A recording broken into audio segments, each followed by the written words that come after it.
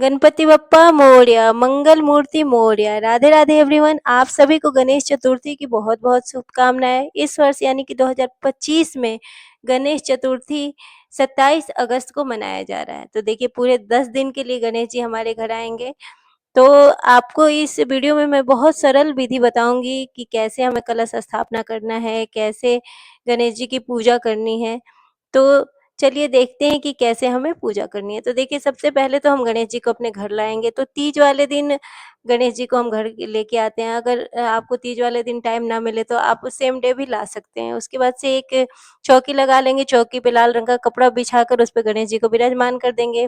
फिर हम कलश में कंठ तक जल भर देंगे, उसमें गंगा जल मिलाएँगे, सुपारी, लौंग, इलायची, दूर्वा और हल्दी, अगर साबुत है तो साबुत हल्दी वरना पाउडर वाली हल्दी मिला दें, लाल लाल रंग का पुष्प डालेंगे। उसके बाद से आम का पत्ता जो होता है पंचपत्र वो हम डाल देंगे। कलश के नीचे आप चावल की ढेरी लगा दें, उस पर कलश विराजमान कर दें।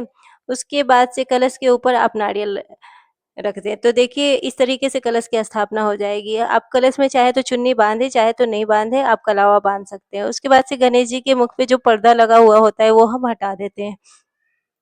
उसके बाद से जहाँ हमारे गणेश जी हैं उसके नीचे हम रिद्धि-सिद्धि जी को विराजमान करते हैं। साथ में हम गणेश जी की प्रतिमा जो हमारे घर में पूजा होती है, वो रखते हैं। तो देखिए रिद्धि-सिद्धि के रूप में मैंने सुपारी रख दिया था और छोटू से ग गणेश जी मैंने रख दिए हैं, क्योंकि मेरे घर के मंदिर में जो गणेश जी हैं, गणेश लक्ष्मी साथ में है, तो वो मैंने नहीं रखा।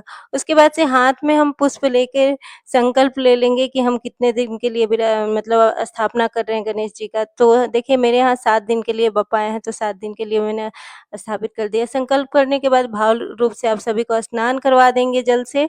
जल का छींटा लगाते हुए आप स्नान करा दीजिए, साथ के साथ आप कलश की भी पूजा कीजिए।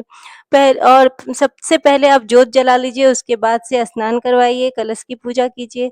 उसके बाद से सभी को रोली और गणेश जी को कुमकुम अति प्रिय है, तो कुमकुम का तिलक लगाएँ। उसके बाद से तिलक के ऊपर आप चावल ज़रूर लगा दें, अक्षत जिसे हम बोलते हैं। तो आप अक्षत समर्पित कर दें सभी को, साथ में रिद्धि-सिद्धि माता की भी पूजा करते रहें, गणेश जी की पूजा करते रहें, कलश की साथ के साथ पूजा करते रहें। अगर आपके पास पुष्प है तो आप पुष्प चढ़ा देंगे। तो देखिए पुष्प चढ़ा दीजिए, माला है तो माला चढ़ा दीजिए आप सभी को। उसके बाद से दूर्वा चाहे तो आप 11-21 का मतलब गाँठ बना के चढ़ा दीजिए, या जैसी आपकी भावना हो वैसे आप चढ़ा सकते हैं। उसके बाद से आप फल का भोग समर्पित कर दीजिए। तो फल में 5 फल रख लीजिए आप, और मोदक मिल जाए तो मोदक रख लीजिए वरना लड्डू रख लीजिए, और 1 नारियल जिसमें आप गुड़ लगाकर गणेश जी के पास रखेंगे। ये भोग डेली नहीं उठाया जाएगा, ये जब तक विसर्जन नहीं होगा गणेश जी के पास ही रखा जाएगा। साथ में मीठा पान आप रख लीजिए। उसके बाद धूप बत्ती वगैरह दिखा लीजिए।